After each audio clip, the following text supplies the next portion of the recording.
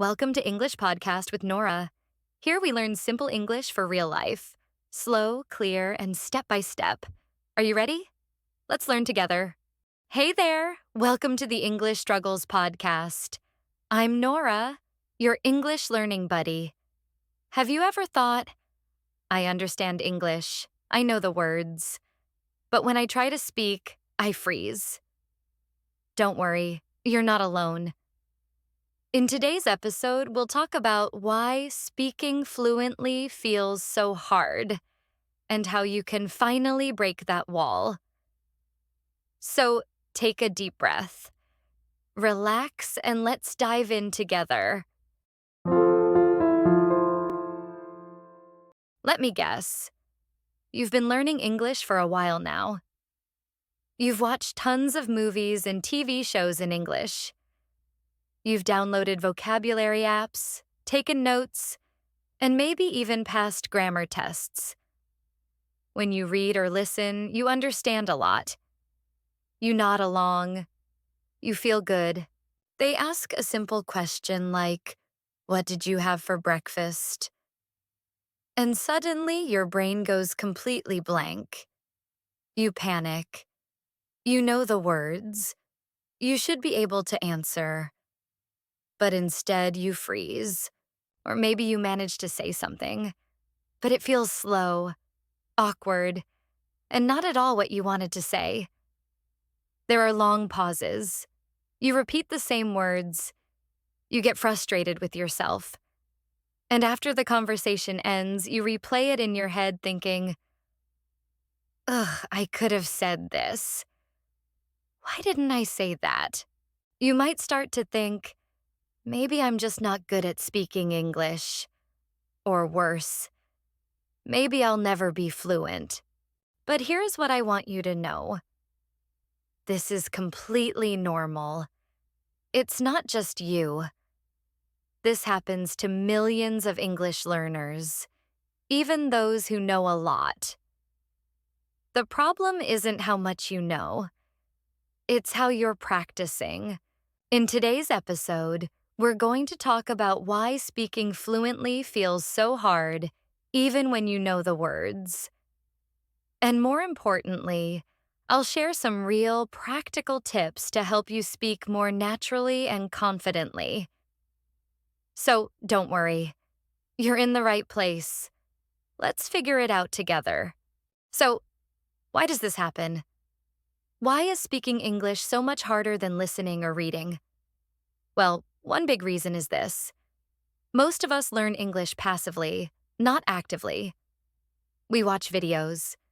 We listen to podcasts. We read articles. And yes, those things are helpful. They train your ears and expand your vocabulary. But they don't train your mouth.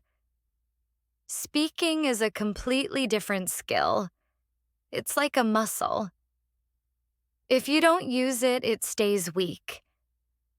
You can't just know the language. You have to practice producing it. You're probably thinking too much. You want to say something, but your brain starts working overtime. Wait, what's the grammar rule here? Is it go to or goes to? Will I sound stupid if I say this wrong? So while your brain is busy panicking, the moment passes. You lose confidence, and then you stop trying. Sound familiar? Also, let's not forget, you might be waiting for the perfect sentence. You want to say it right, with perfect grammar, perfect pronunciation, no mistakes. But here's the truth. Waiting for perfection kills fluency. Fluency is not about saying things perfectly. It's about saying things comfortably. And finally, here's something many learners never think about. You don't practice speaking consistently. You might study English for hours, but how many of those minutes are you actually speaking? Think of it like this. If you wanted to play guitar, would you just watch YouTube videos and hope for the best? No. You'd need to pick up the guitar and play it every single day. Speaking English is the same. You have to speak out loud, with your voice, with your whole body, even if no one's listening. That's how fluency begins. So now that we know the real reasons behind this struggle, let's talk about how to fix it. Because yes, it can be fixed, and you might be closer than you think. Okay, so now you understand the problem. Let's talk about how to fix it. How to train your brain, your mouth, and your confidence to finally speak English more fluently. The first tip is something simple but powerful. Use the shadowing technique.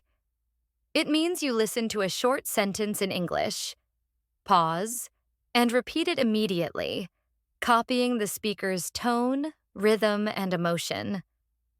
Start with short clips. Maybe a scene from your favorite movie or a short podcast.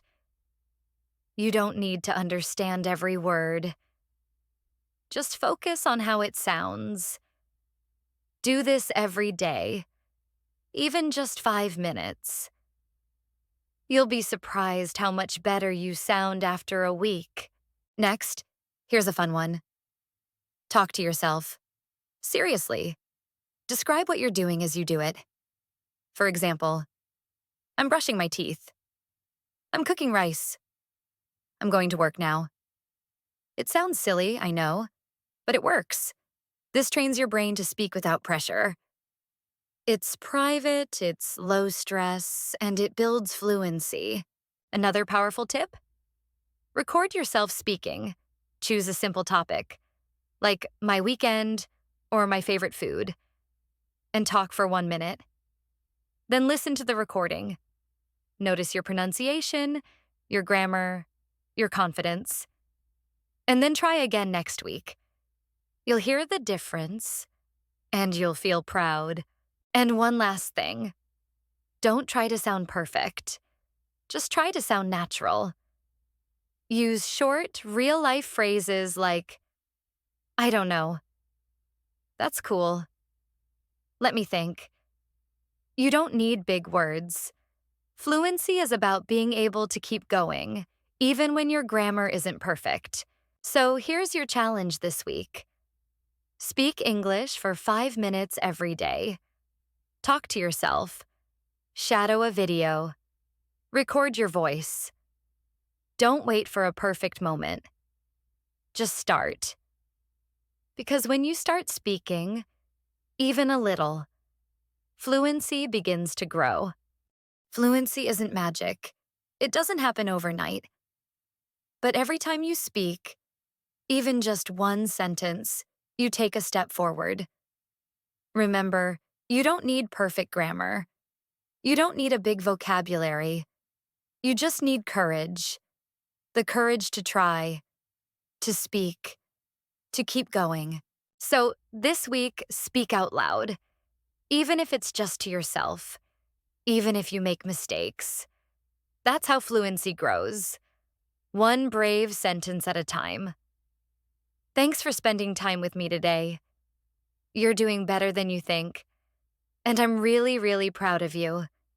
If you enjoyed this episode, don't forget to like and subscribe to the English language class. And hey, what's your biggest struggle when learning English?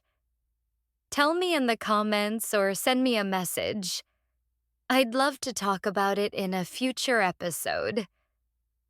See you next time. And until then, keep talking.